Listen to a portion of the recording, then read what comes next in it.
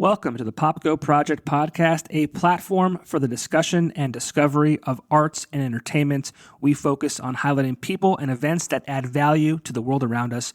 Visit us on all social media platforms by searching the Popko Project or visit our website at thepopkoproject.com. Welcome to the show, and thank you so much for listening.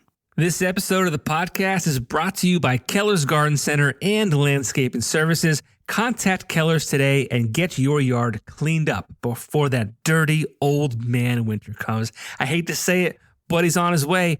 The mornings are cold. They're frigid. I don't like it. I'm turning the steering wheel warmer on. I'm putting the seat warmers on. It's just miserable. But contact Keller's today. And if you're looking for snow removal services during the winter months, they can take care of that for you too. Do not break your back this winter and leave the heavy lifting to the professionals at Keller's. Family owned and operated. Their team is looking forward to serving you. Keller's Garden Center and Landscaping Services, located on Kern Street in Exeter near Blue Ribbon Dairy. Find them on social media to learn more.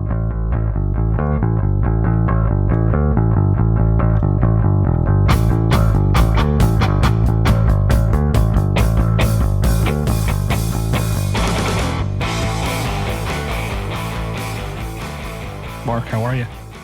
I'm doing great. How about you? Good, man. Good. I've got Mark here from the band Hungover. It might be one of my new favorite bands. Hell yeah. That's awesome. Yeah, I never heard of you before. And it's a shame because, I mean, you've had music that, out like, 6 years ago? Just about, yeah. Yeah, so it's like, it's so hard to, find all this music. But I'm glad that Tori from your PR reached out to me and said, I have this great new band. I would love for you to check them out. And I remember I just hit play on the first song, whatever it was first on Spotify. And I'm like, please let them know I'm available for interviews. I would love to chat with them. So thank you so much for doing this. Thank you for having us. Or having me. Thank you. Yeah, it is. I record these. It's February 13th. The recording this is late. It's 9:30 at night. So I won't keep you too long. No worries. I mean, if you got time, I got time. No sweat. All right, cool. Sweet. But by the time this comes out, like actually the day this comes out is a big day for you and the band because your new record will be available to the masses. And that is called When It Touches the Heart, Everything Resolves. Yes. Hell of a name for a record. Hell of a title. Let's talk about the new album. It's out today. It's streaming everywhere. Let's get right into that record. Absolutely. So with the title, like it is a mouthful. But if you listen to all our earlier stuff, the last EP, it's called Wilt. And we wanted to kind of hint like one that we've evolved. We're experimenting with new sounds. We've matured a lot. It's been, like you said, it's been years since we put out any new music. So we kind of wanted to let people know, like, this is a chapter 2 of the band. And the last record, Wilt, is actually an acronym for When I Lose Touch. And I had this idea to call the record Wither, and for it to stand for When It Touches the Heart, Everything Resolves. But I didn't want it to get lost on people. So I said, let's make it the whole sentence. let's put it in there. And Matt Burns at Smart Punk was like, are you sure? And I was like, I'm positive. Because every time I say When I Lose Touch, people were like, oh, I didn't know that. And like, I didn't want it to be an Easter egg. So yeah, that's why we named it that. Yeah. I mean, like I said, you could definitely tell the difference between, this new record and then the one that released a few years ago. Definitely a different sound, not entirely different, but definitely, you said you guys kind of grew and talk about the record itself, outside of the title. I mean, it's been a minute since you guys have put something out. Yeah, it's been a really long time. We were a band that was like very active, like touring as much as possible, like completely abandoned our home lives to like really hit it. And I equate it to like the Gifted Kid burnout. where like it's like hot new band on the scene, touring as much as possible, like DIY shows, VFW halls, playing in someone's backyard, all that. Like we were not afraid to play anywhere, and we would do 20 shows in a row without stopping, no days off, come back home for a week, go right back out on the road.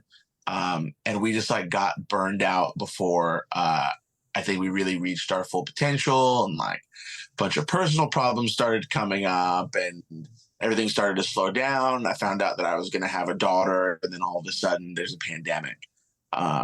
So things kind of came to this screeching halt. We weren't really sure if we were going to be a band anymore. But what's really interesting about being in the pandemic and having to sit with ourselves is musicians are going to musician. You know, we all start writing music, and it's like, well, I have this idea. Like if you want to hear it, and then a voice memo gets sent, and then we start talking about what we could do. And I did a few of those, like live Instagram live shows where like people are just playing acoustic in their living rooms or whatever.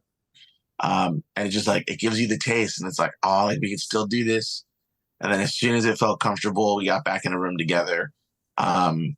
And three of us decided we were going to keep going. Two of the guys decided that, you know, no hard feelings. They had moved on in life. Evan moved to Colorado. Austin got married. But the three of us really wanted to keep going. So we started writing and recording more music.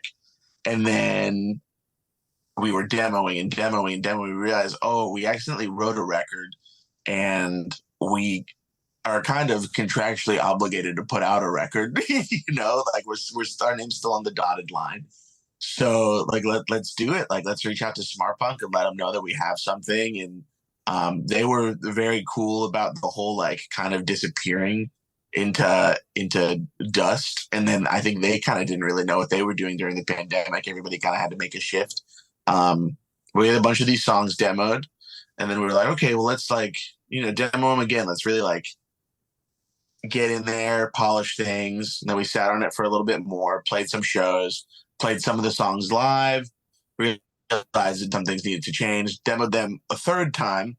And then when we started choosing who we were going to do the record with, we had demoed these songs 3 times over with our friend Sean Dolich, who's worked on a bunch of cool stuff.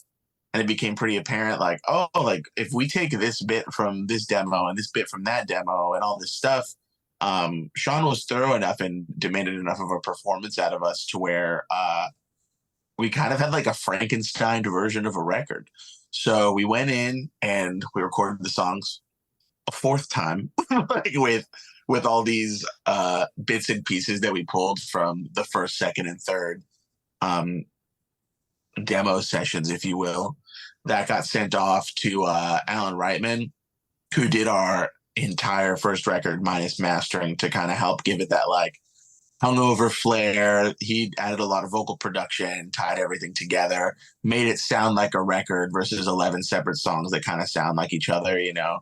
And we actually went to Alan Douches, who also mastered our last record. And somehow that took 5 years. And we ended up with what we have now. And I think it's really, really cool because I can listen to songs and see how throughout the record my taste changed and what I wanted the record to sound like changed. And I really got to sit on these songs and let them brew and marinate and arrive at a point where I'm really, really, really happy with them. And at the end of the day, although we're experimenting with some new sounds and some stuff that's a little bit more out there than what we would normally do, the song structure is still there. The heart of everything is still there. Our approach to music and what we like is still there. It's just like, you know, we added a few pieces of flair here and there to make it sound a little bit different. But I think at its core, they're good, honest pop and pop punk songs with sometimes a little bit of a heavier element, sometimes a little bit of a synth pop element, sometimes a little bit of the guy who mixed our practice yesterday called us Hillsong United. We have that like acoustic ballad on the record. And it's just like drowning in reverb and the acoustic guitar and all this stuff. But we're kind of pulling from everywhere. And I don't know. I love that because I feel like although sonically we might not be the most punk band to exist, I feel like the most punk thing ever is to do whatever you want as long as you're doing no harm unto others. And this record is us doing whatever the fuck we want, you know? Yeah. Yeah. I mean, a lot of the songs are very anthemic. You got Think Straight, Out of the Body, Reunion, Candy Flip, and I think that slow song you just kind of mentioned, Hard to Tell, was thrown in there, which Yeah. is all. I mean, I love every song on this album, and when that slower song came in, I'm like, this is like I needed that little bit of a break just to kind of come back down. I'm It so was glad I'm so glad you heard it that way too, because the way the vinyl is set up, side A ends with that song. okay. So you flip it to side B, and then kayfabe starts. So you get like the idea is it starts a little aggressive with like crazy solos on Candy Flip, and then Think Straight is like this very much almost like a straight pop song. And then everything's like very catchy, and then it kind of just descends into this acoustic chill place where you can take a break. And the back half of the record is really where like we're throwing shit to the wall to see what sticks. So it's kind of like a palate cleanser, like, hey, like we threw some stuff for you. If you're a fan that's familiar in this first half, we're kind of like testing your palate a little bit. We're gonna see what's going on. And if you like this, like it's about to get real weird.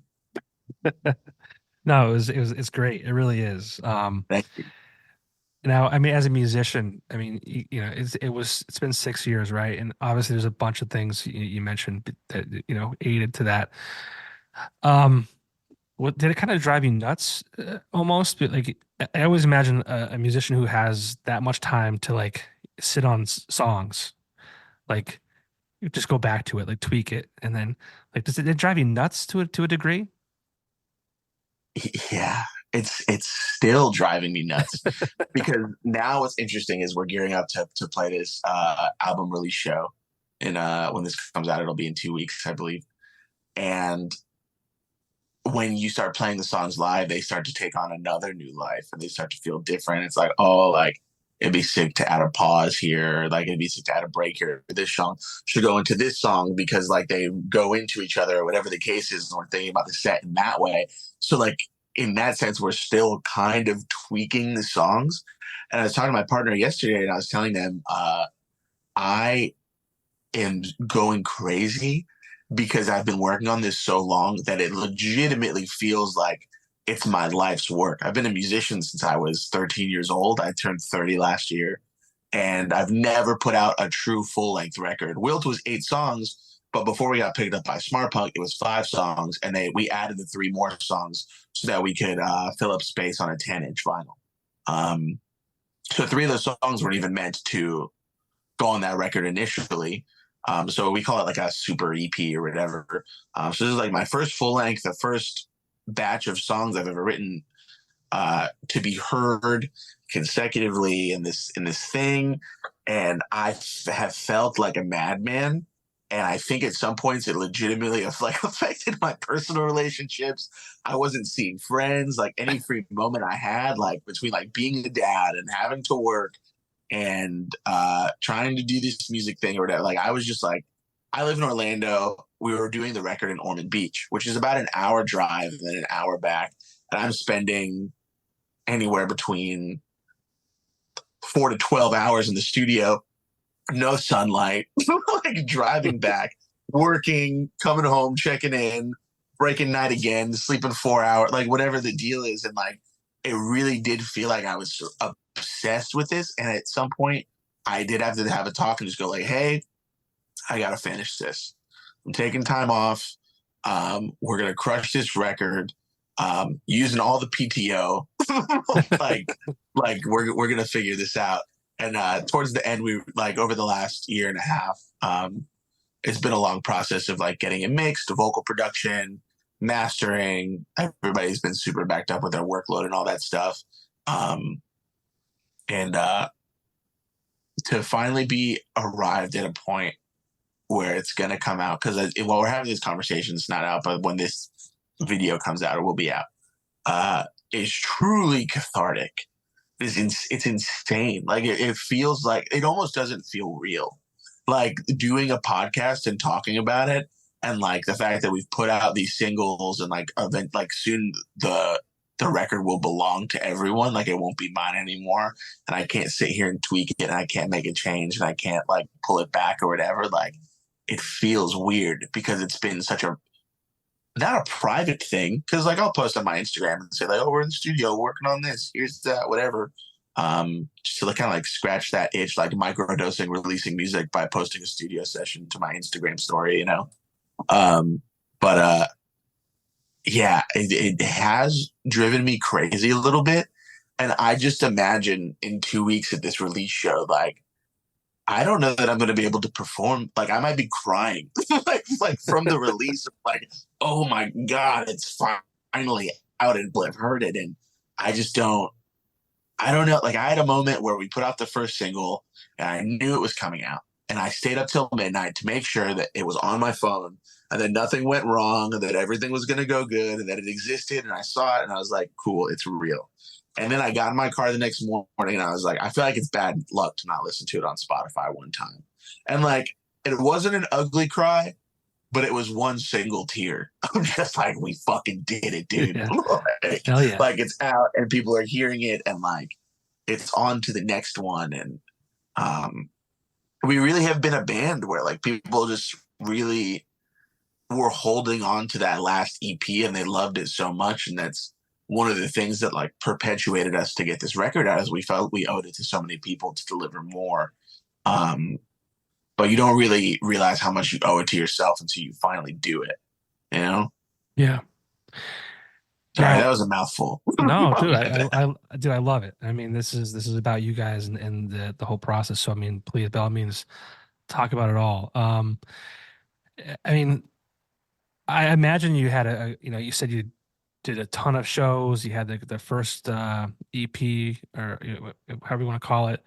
As far as your fan base goes, I mean, when you kind of re-entered the atmosphere, so to speak, I mean, were your fans receptive to that? Like, I mean, were they, did you lose them? Like, how did that kind of feel, being gone for so long?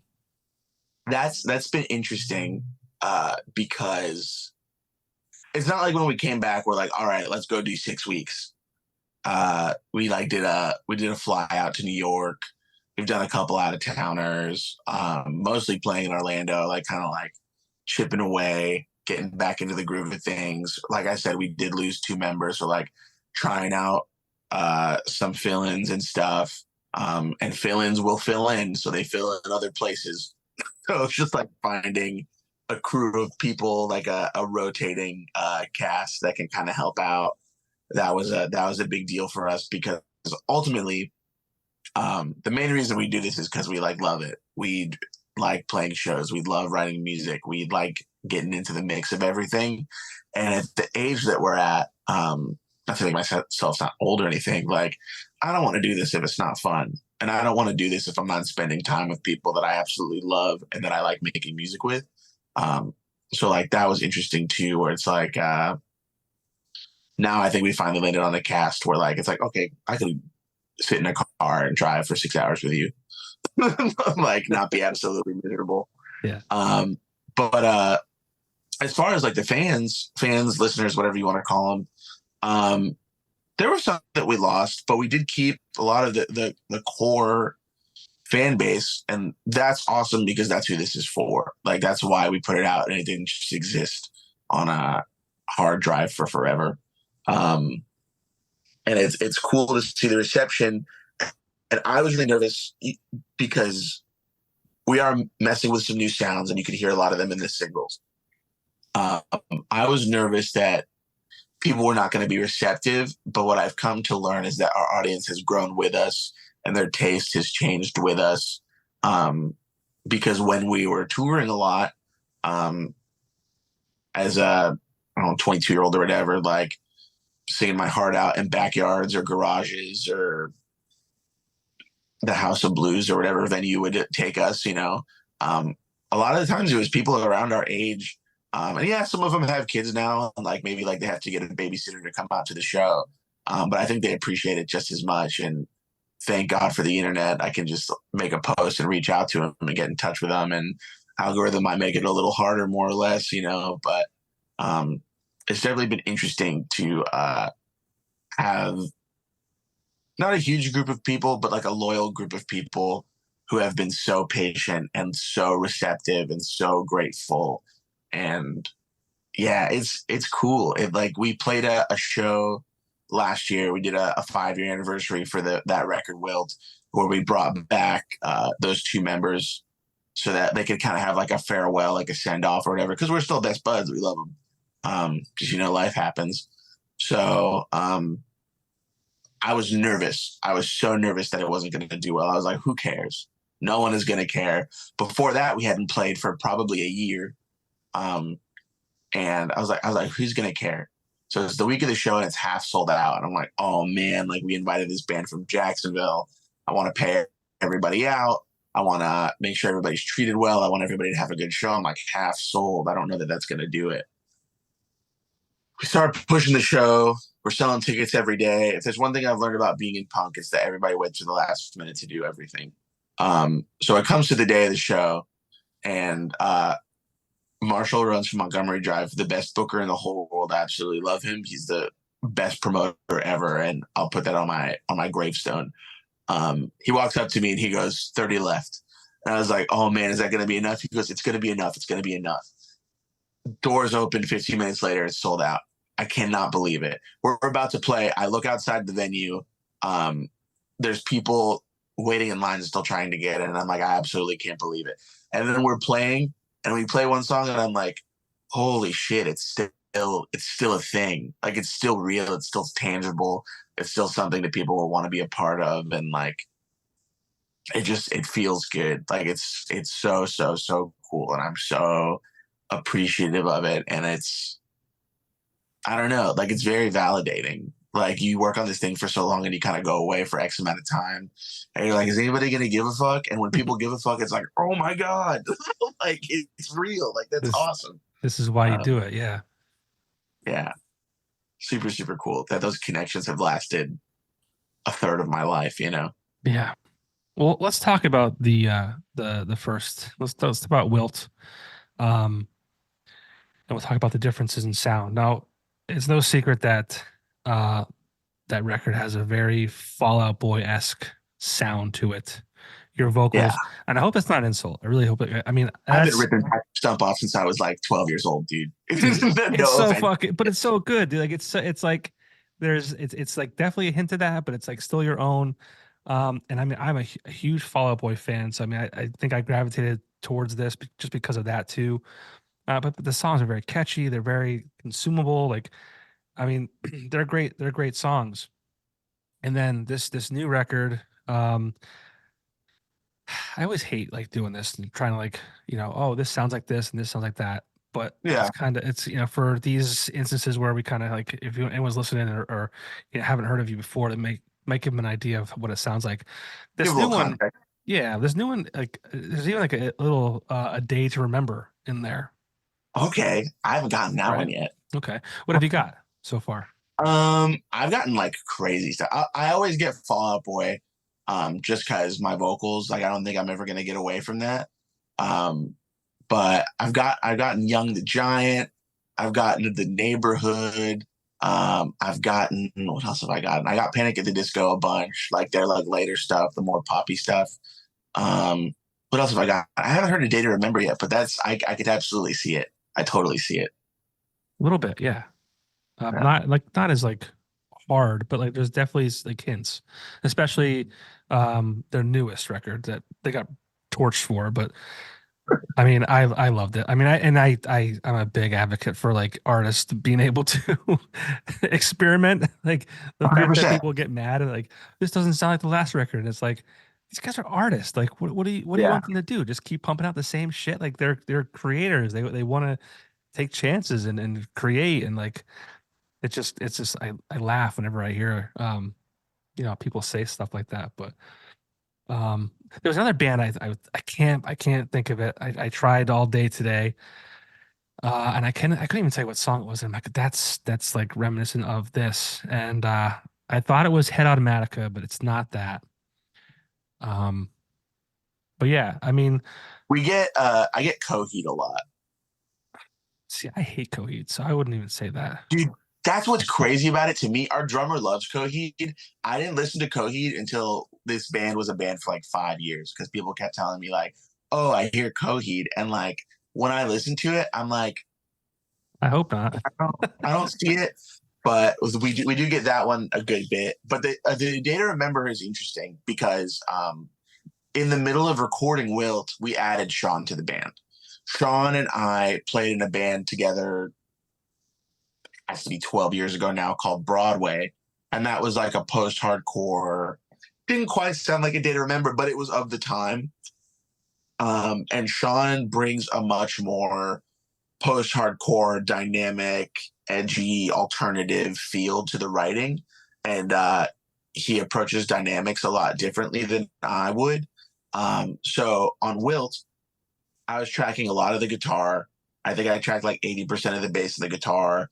And it came from a place of me writing songs in my room acoustically. We did not really demo them at all. And we brought them straight to the studio and built them there, which is not what most bands do. It's very, very weird and not normal. I don't recommend it to anyone, but it worked for us.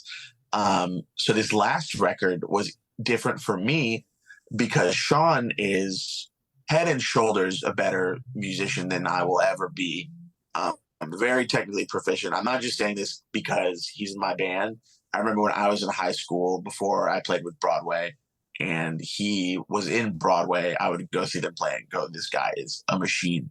His dad, the way that some dads make their basketball player son shoot 100 free throws before dinner, Sean's dad would make him do scales. And if he messed up, he would have to start over. He just like thinks in guitar. It's like his superpower. And it's the coolest thing I've ever seen in my whole life. I'm very lucky to have him. So with a lot of these songs that I wrote for this record, I played an acoustic guitar and sang into a voice memo, sent it to Sean, and then we would go to the studio and he would go, I got it. And then the guitar was totally different. The key is the same, the chords are the same, but the way that he plays is different. The structure is different. The rhythm is different. Everything is, it has his flavor and his sauce on it. And I think that will be the most apparent difference is how much more Sean wrote on this record. And the last record we did, the Alan Reitman recorded the whole thing. Big pop guy, big Blink-182 guy, big pop punk guy. Sean, he did work on the most recent Broadside record, which is incredible. But he also comes from that post-hardcore world. He plays in a band called Mood Ring. I'm in another post-hardcore band with him called Cat Company. He fills in for Our Last Night. So like that's his vibe. And I think that's where a lot of the sonic change is coming from the two of them. That makes sense. Yeah. I always find it interesting, like when you can, and again, like I guess I'm not an artist, right? So I find it amazing, like when musicians can do this, and like when even like people who are, like artists, like whether they're painters or graphic designers or whatever it might be, where because you mentioned you sent them, the voice memo over, and he kind of just like brought it to life. Like that's amazing to me. Like being able to take something that's like just words or like if you were humming or whatever it might be, and then them take that and just like make it magic. Dude, that's it. It does feel like magic sometimes. Like when you have the idea and then it comes out almost exactly how you thought it was going to come out. Like I don't know how it works for other songwriters because I haven't been fortunate enough to have enough of these conversations with other songwriters. But every time I write a song or I get an idea for a song, I go, thank God I got one. Because it's like a lightning bolt. Like it hits my brain and it's like almost a fully fleshed out idea. And if I don't hit the voice memo or go to a guitar or like figure it out in that moment, I may lose it and it'll be gone forever. And sometimes it's not good and it still feels like a lightning bolt and I have to get it out. But I'm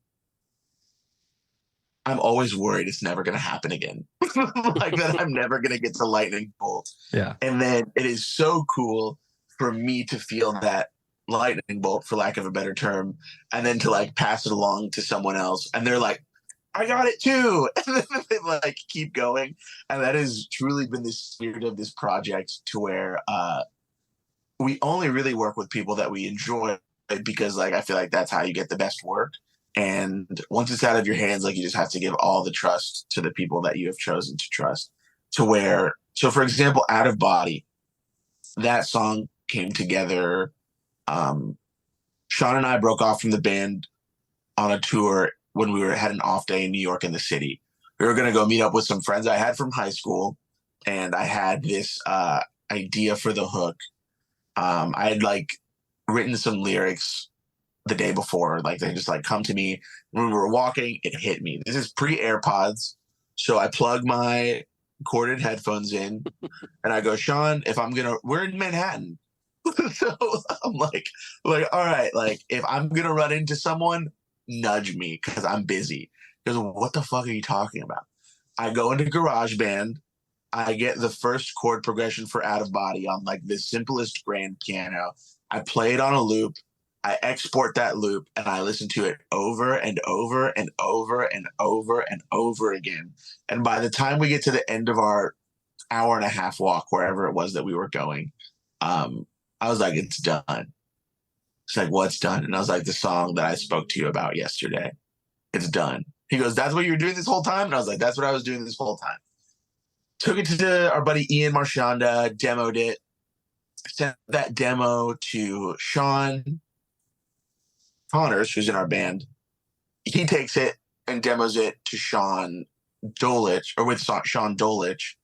And then when I got that back, I was like, dude, you must have been in my brain in that moment.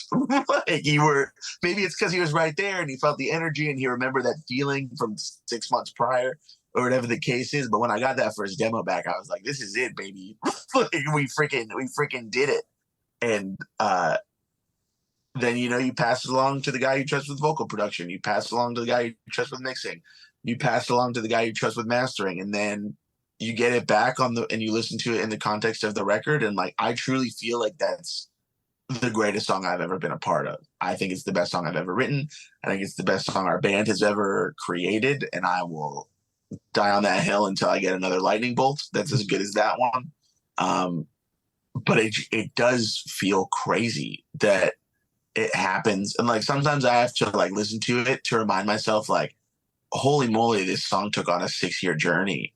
And it took the help of others to like really get it there. But it, to your point, is so incredible. Like that the collaborative process works that way and you end up with something so cool. Yeah, I feel like you have like all the right pieces are in place. The band members, the technical guys, and the all everything really, like even the PR team. I feel like the music that's out there, you know, and Wilt and this new record, like you should be talking to Zane Lowe instead of, you know, John Popko from NEPA. I appreciate that. But seriously, I mean, I guess what leads me to this question is like these songs are so good and they're so well done.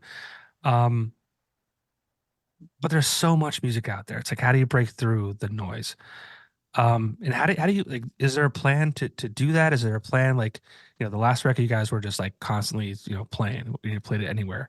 Is there a different or similar plan with the release of this new record and these songs?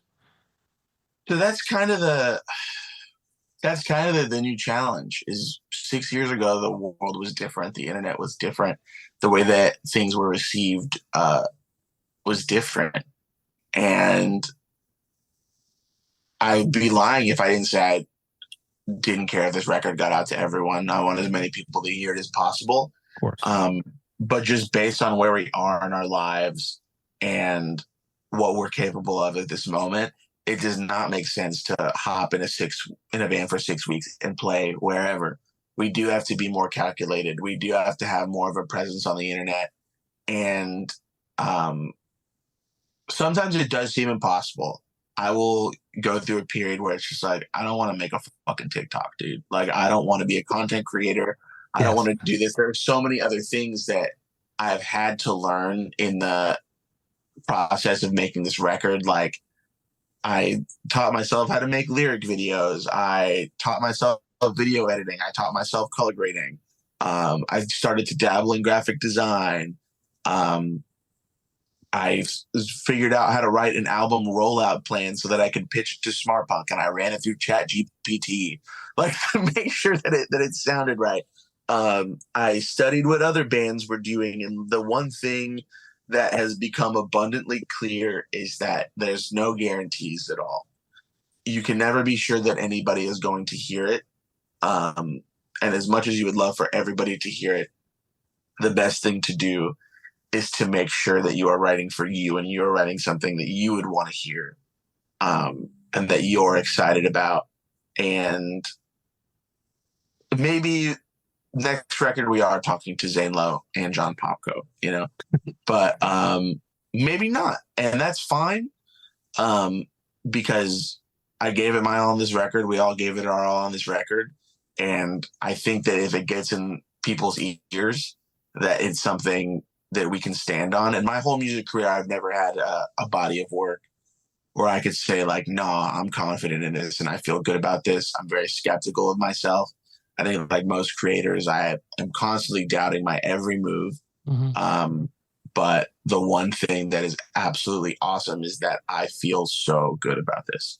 So we're going to play shows. We're going to play as many as we possibly can. We're going to try and get in as many ears as we possibly can. And it's really just going to be a trial and error thing. I'll spend 4 hours editing a TikTok that gets 200 views. And then I'll post a video of Sean playing guitar that's not color graded and just like mashed up, that's overdubbed with the song, and it'll do 5,000. And that doesn't make sense to me. I don't know why certain things resonate and other things don't.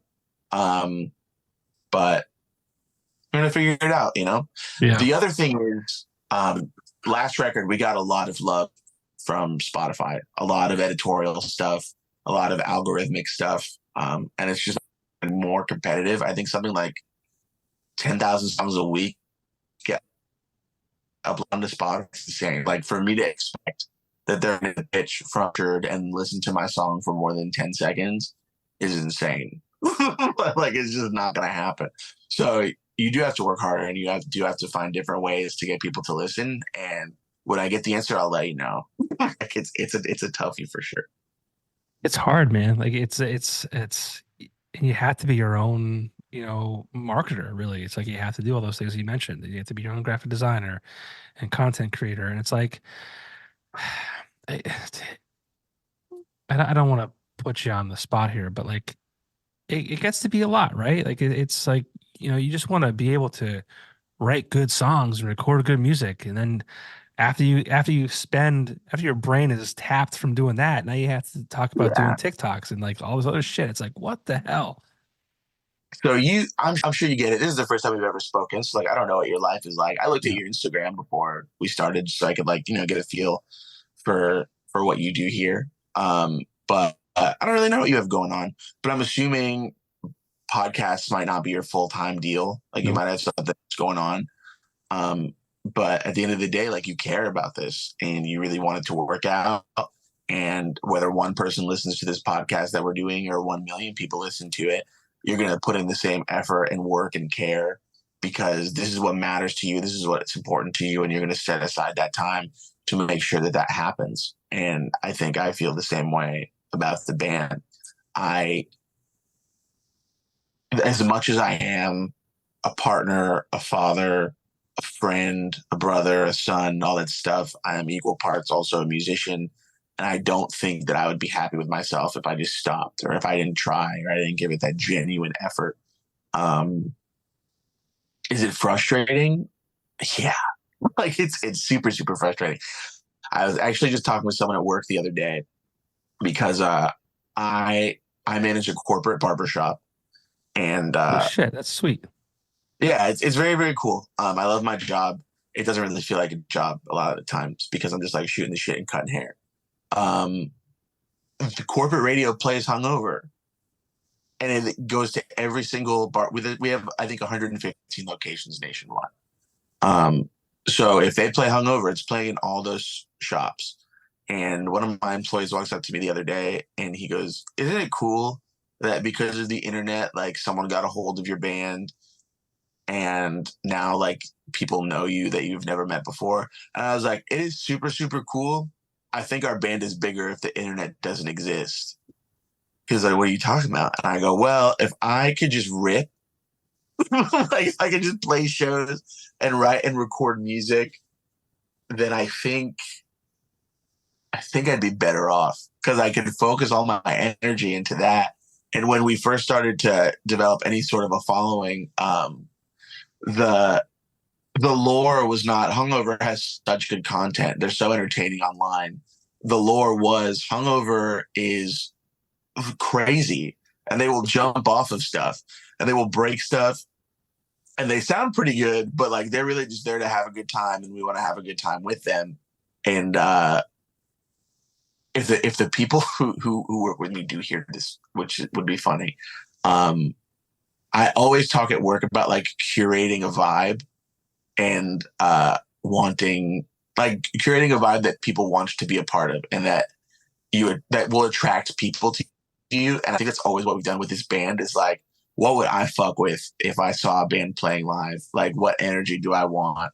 And if I could spend 100% of my creative energy thinking about what I want the live show to look like, how I want the songs to sound, just things like that, that really just boil down to the art and not like the marketing plan for the art, I think that we probably would be a more successful band. But if I sit here and what if, then I'll rip my hair out, you know? Sure. Yeah, I get that. Yeah, for sure. Well, you brought up talk about what a live show from Hungover looks like. Well, now we're older, so we jump a lot less. Those knees, the cartilage in those knees. I get gassed real quick. But we like to play loud and we like to play fast and a lot of harmony and a lot of singing along and stage dives if you want, and a lot of just like I always say, not always, but before a lot of shows, I'll just go, "This mic is yours, not mine," because I want you up on stage. I want you involved. I want you to do the mic grab. I want you to feel like you're a part of something because at the end of the day, whether it's $10 or $100, you decided to pay your hard-earned money to come into this bar or club or VFW hall or whatever the case is. And you want some sort of escape. You want some sort of entertainment. You want to feel like you're a part of something. And I owe it to you to give it 110% and leave it all out there. And you should get what you paid for, you know? like we try and go hard. And I hate that phrase. I really do hate that phrase. Like I go hard, like whatever. But like we do try and go as hard as we possibly can. We're living with the hangover the next day. Like we'll be a little bit sore. But we just live for the gig, man. Like I really do love it. There's nothing like it. I've never felt more connected to people than when I'm playing music. So yeah, we try and get as crazy as possible without needing to take the next day off. You know, got to pay the bills.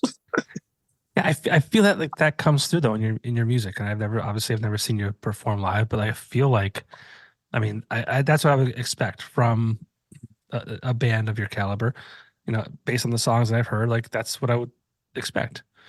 Yeah, for sure. I'm glad you feel that way. When we lost the two members towards the beginning of the pandemic, we knew pretty immediately that we were going to backtrack one of the guitars, and that we were just going to use one guitarist live, and that the other guitar would basically be a computer. And we wrote this record also with that idea in mind that we wouldn't fully rely on a computer all the time for every single part. So the live performance really was taken into consideration when we were putting stuff together, especially by Sean. Yeah, he's big on that. And here's a boring question for you. I'm sure you get the name Hungover. Where does that come from? So I didn't pick the name Hungover. I wasn't even in the band when they picked the name Hungover. I actually joined as a guitar player 10 years ago. And then I played bass. I wanted to play bass. I've always wanted to play bass. It's my main instrument. It's what I love to do. But I played guitar because I just needed to be playing music in a band. And I had some friends who were in the band already. They were active and playing every weekend. So I was like, I'll play guitar in this band, whatever. But from what I remember, it comes from a Misser lyric about feeling permanently hungover. And when I joined the band camp said, hungover, it's about being tired. So less from drinking, even though for a while we were like the party band of Orlando. It felt like more about like the actual feeling of things weighing over you from the day or the week or the month of the year or the life before, and how you carry them into the next day, and how it can be so cumbersome to exist at times. Very sad. Much deeper. That's much deeper than I thought it was going to be. Yeah, everybody just goes, woo, easy to remember. Zach Galifianakis, right? I'm like, not quite, but close. But no, like when I heard, I think it's a great name. In that, like when I first saw it, and I'm like, I'm just intrigued by the name initially. Pop punk, whatever. And I was just like, I hit play, and I'm like, I'm sold. This is great. Hell yeah. But I want to talk to you about something. You don't have to if you don't want to. We mentioned being a dad, and the whole point of this podcast too is to talk about the music, talk about the band, talk about all that kind of stuff, but also like you as a person, whether it be personal life or whatever it might be. I'm a dad myself, and it's one of my it's the favorite thing in my life. It's the most important thing in my life. Yeah. So talk about, I mean, what's it like being a dad? It is simultaneously the greatest achievement and the biggest challenge that I've ever faced in my entire life.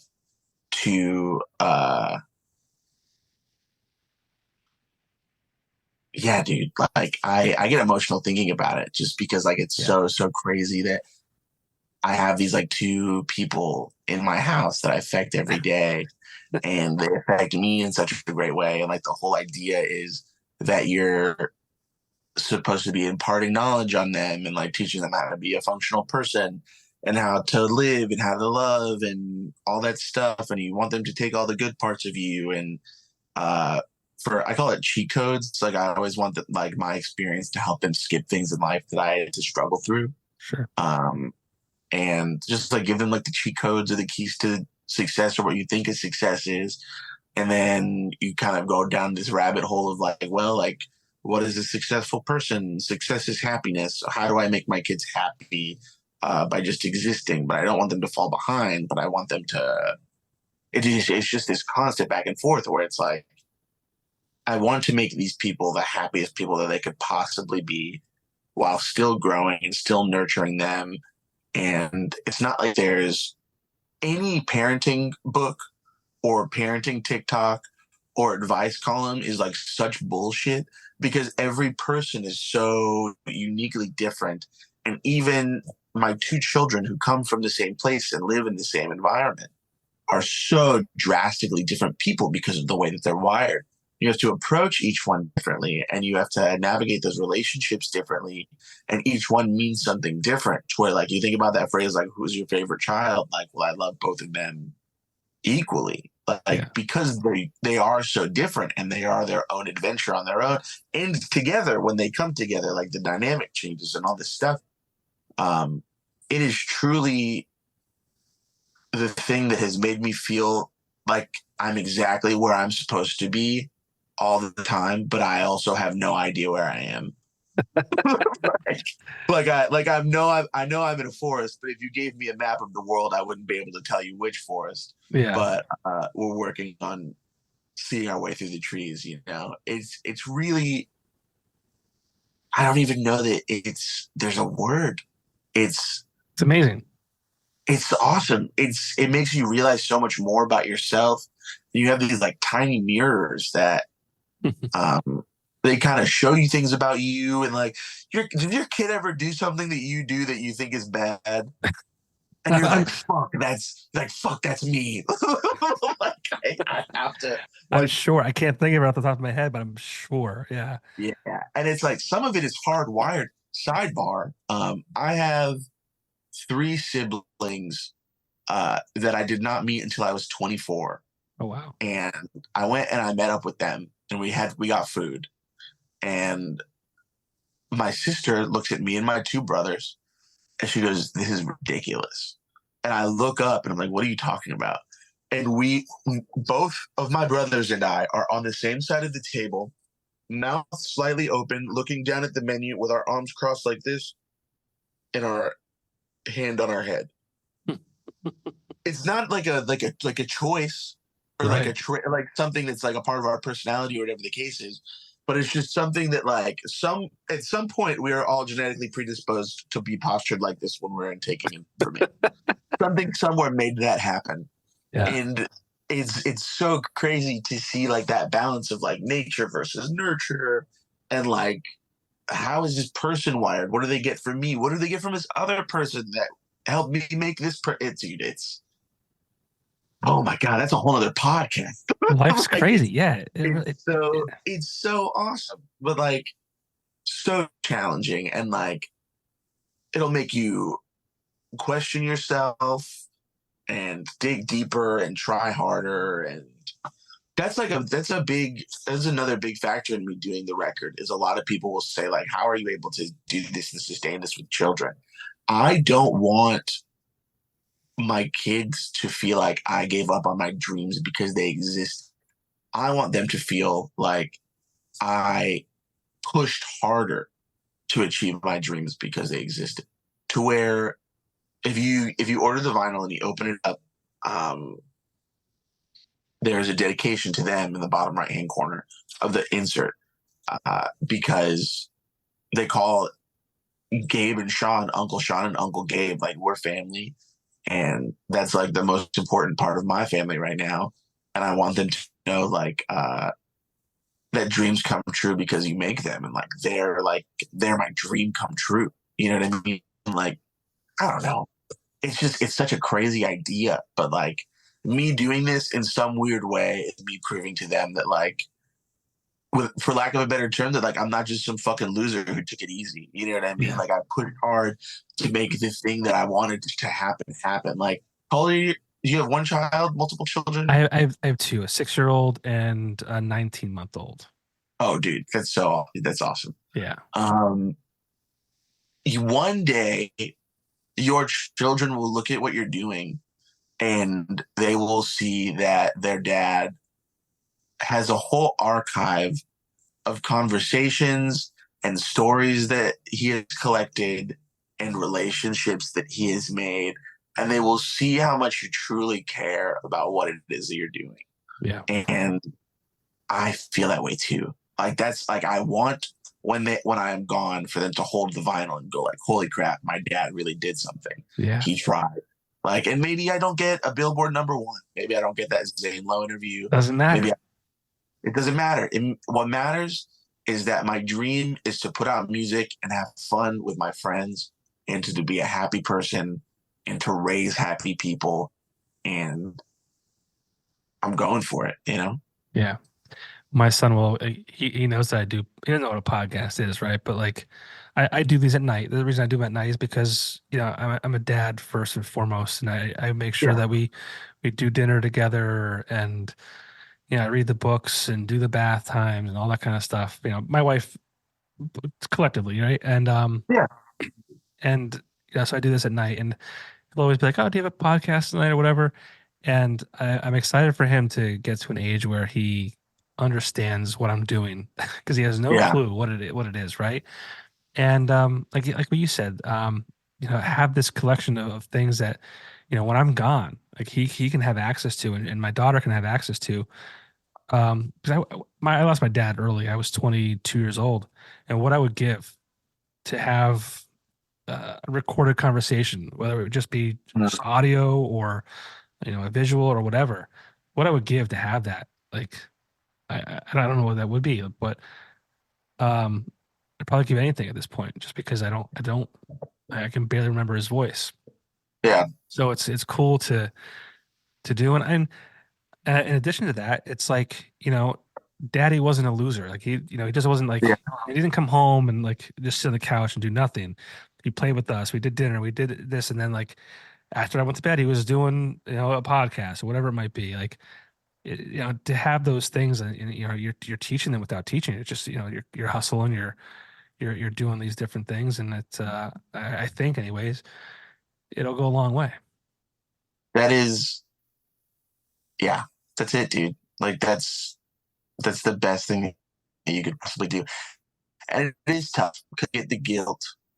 Could I be doing something else? Could I do this? Could I do that? Whatever. But that's just like a part of the balance. Like you have to do things for yourself so that you could be the best person that you could be, so that you could be the best person for them. Like when someone's like, my kids are 100% my whole life and I don't care about anything else. Like, I think that's BS. Like, Yeah, I really think it for is. sure. Like, you like football, dude, and that's fine. Like, it's okay for Watch you the to care game. about Yeah. these other things. Like, you should be a well-rounded person. Yeah. You should do all these things. Like, for example, like this has way more to do with my personal life than music or anything else. But I have a wonderful partner whose dream is to do art for a living. And over the last year, they actually just the Super Bowl was their apprenticeship anniversary. They are now a licensed tattooer, and they struggle with things sometimes, and the whole motherhood thing and mom guilt is very, very real. Yeah. Taking time for yourself, but like I think it is the coolest freaking thing that when my kids are older, they will look back and they will see my mom worked for free for a year and busted her tail and worked super hard so that she could be a licensed tattooer and make art for a living and put this stuff on people's bodies that they will take with them forever. And now she has hundreds of thousands or whatever of walking tapestries all around the world that like she made. And I think that's going to be so freaking cool. And when you're in it, it sucks because you're like, I want to be a parent, but I have to work, but I want to make my dreams come true. And my hobbies are not my work. And like sometimes these things don't line up.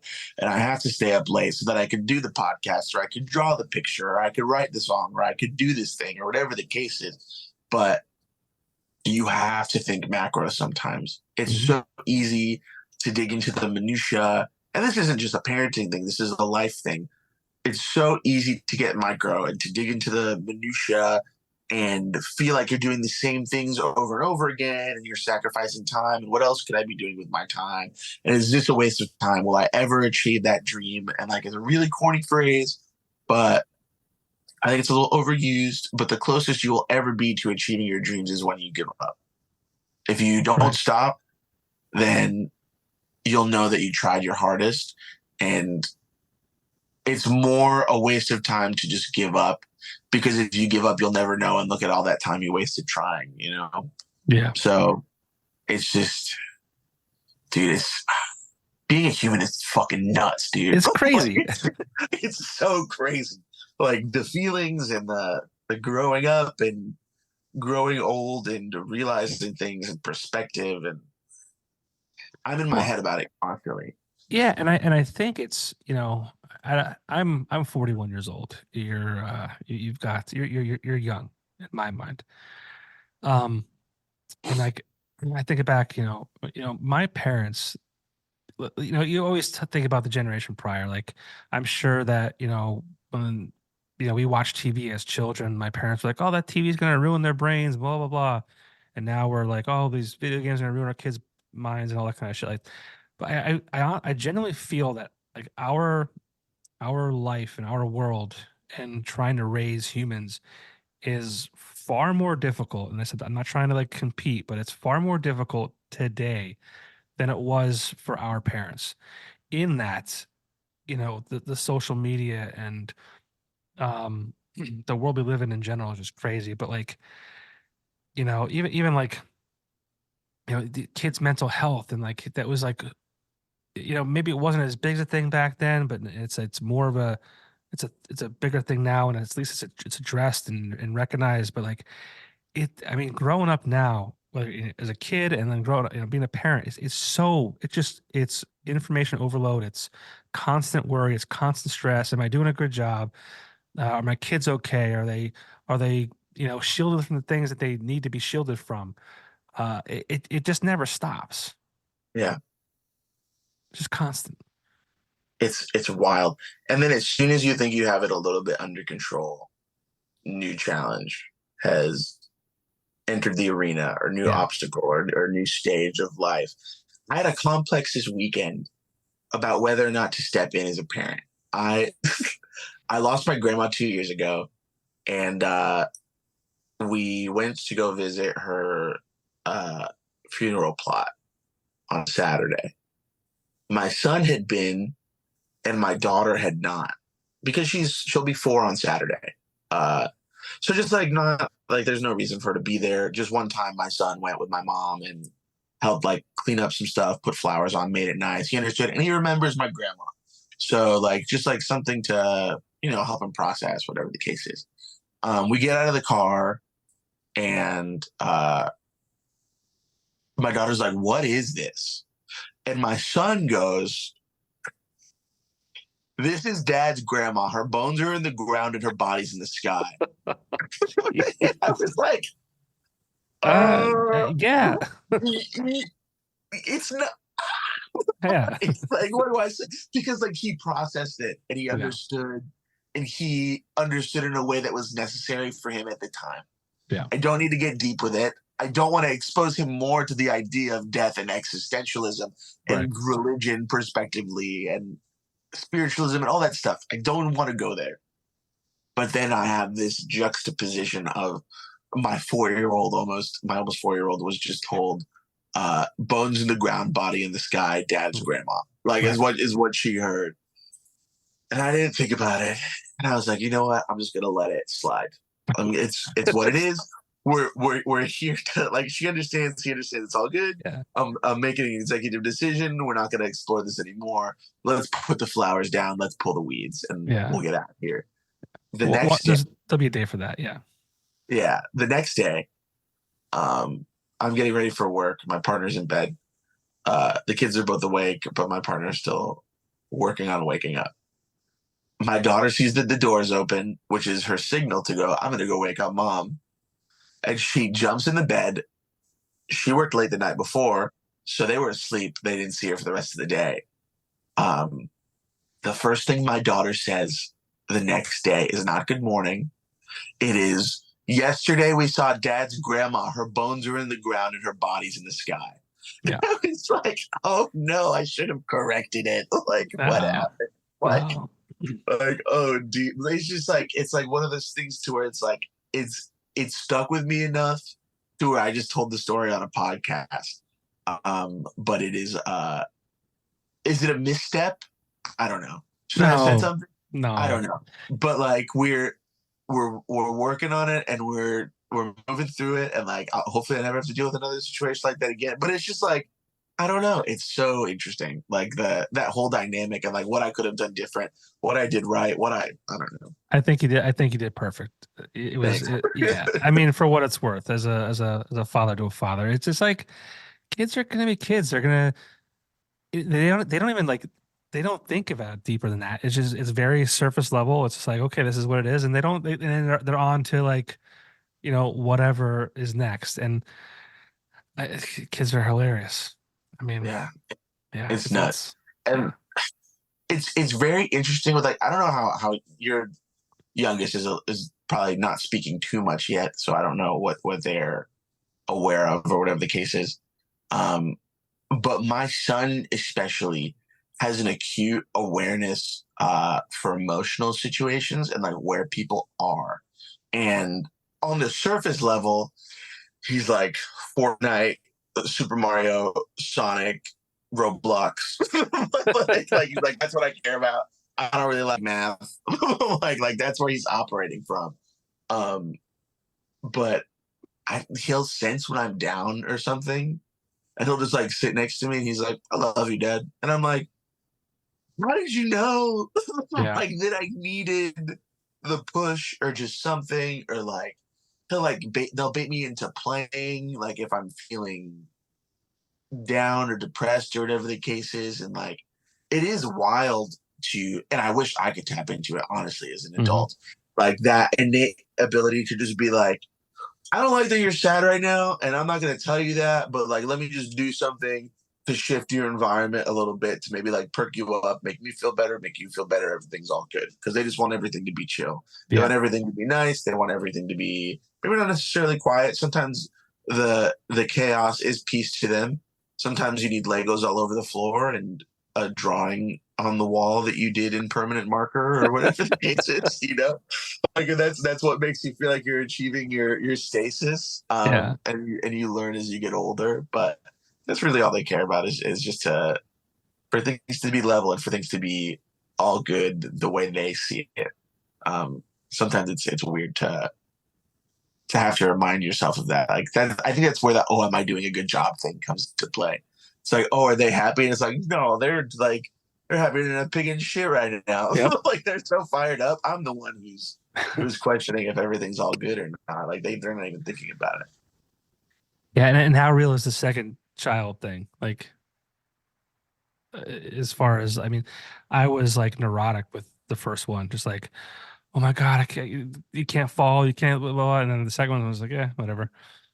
So with the second one, I think we had a very unique experience because she was born a month to the day before the country shut down. Wow. So I didn't have very much PTO stowed away. I think I had 10 days. So I took 10 days off and then I was right back to work. Another 2 weeks or so passes by, maybe 2.5. And I was very fortunate to where our job furloughed us maybe 3 or 4 days before like the entire state of Florida shut down. So I was able to apply for unemployment like a full like 72 to 86 or 96 hours before everybody else did. So I got it super early. I was chilling. And I got almost 3 extra months of paternity leave that I wouldn't have gotten otherwise. So I didn't necessarily have to be like super precious about the outside world because it wasn't coming in, you know. We were like tucked away, bought as many groceries as possible and just like hunkered down. And it really was just us. And it was kind of nice because even my son, who's 3 going on 4 at the time, kind of understood like, this is what we're focused on right now. Like, you're still focused on me, but like, yeah, I'll grab a diaper for you, or like whatever the case is, you know, like he felt involved, we were involved. And I think that's kind of where I gained the perspective really of like, all that matters is that we're happy, because things were so much easier then because all we needed to worry about was each other. And then as soon as you start bringing in those perspectives from the outside world, it's like, okay, well, like now is when I'm starting to question things because this is not the only thing that I'm focused on, you know? Mm-hmm. So I wasn't more or less precious about one versus the other. But just the experiences were so drastically different, because of just like the state of the world. And with the second one, I really had to I fully had to pause. Like I didn't get to keep going. I didn't go from touring full time to all of a sudden, oop, I'm a dad. Mm-hmm. It was interesting. So I don't know that I'm like the best person to ask. Like, yeah, I people who are just like second kid, like whatever, it's all good. Yeah, well, I mean, we're definitely not like do whatever you want, but just like I remember, like if she just fell like on her butt, like I was like, oh, you're fine, because I went through that before, and it's okay. But like for our firstborn was like, oh my God, you fell, are you okay? We still bug out sometimes about stuff like that. Like we're still super cautious of like when there's a cough or something like that.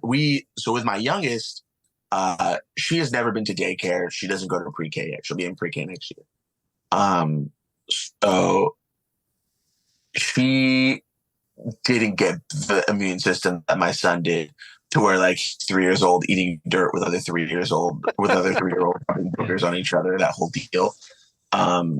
So we are a little bit more cautious, and like when she does get like sick or something or get hurt, it is much more significant because her exposure to pain and sickness has been less. But yeah, fatherhood, dude, crazy. Yeah, we could sit here all night talking about being dads, and it's the greatest.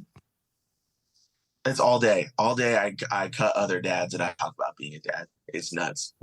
Like, it's so weird. And no one has the same story twice. No. It's all different. Everybody has a unique experience for sure. Yeah. Life, man. Life is just it's a beautiful, crazy thing. Absolutely.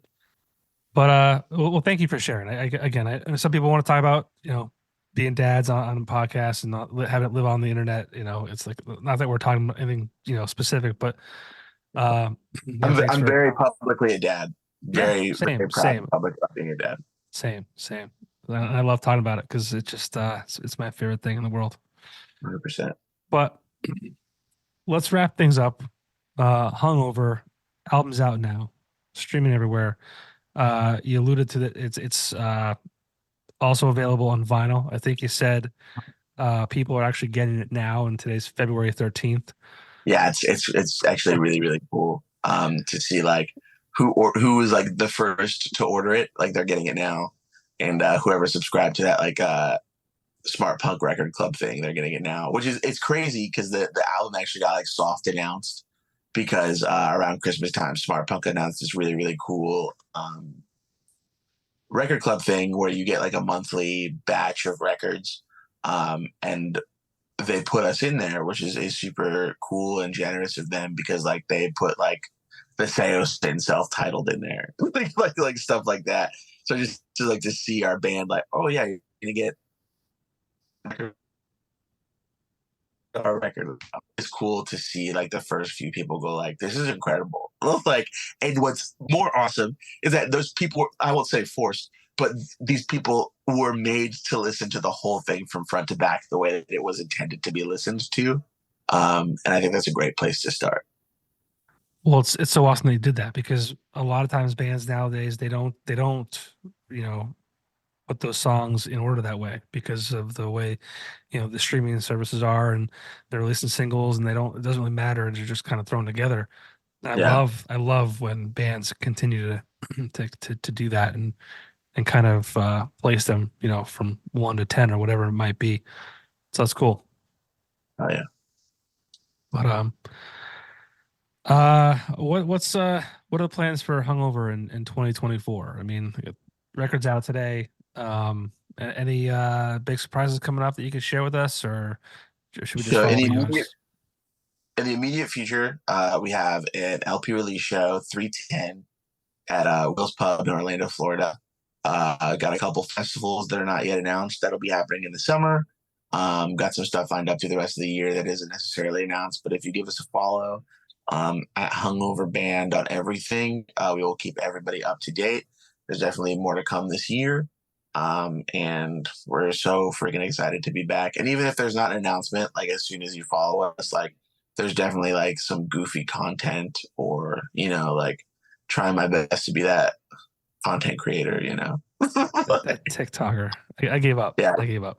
Go validate my color grading and editing skills, please. Mark, thank you so much for doing this with me tonight. Best of luck. Best of luck with the new record.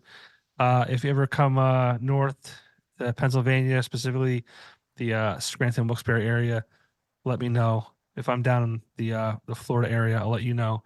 But love the music, love the tunes. I thank everyone. If you made it this far in, I hope you guys enjoyed it. But most importantly, go stream the new record, Hungover. The new record, the old record, whatever, and follow them on all socials. And dude, I hope you're doing interviews with Zane Lowe next, for sure. Thanks, man. I appreciate it. Me too. That'd be a cool talk. Yeah. Well, thank you again, man. I appreciate it. Thanks, man. You too. All right. Thanks.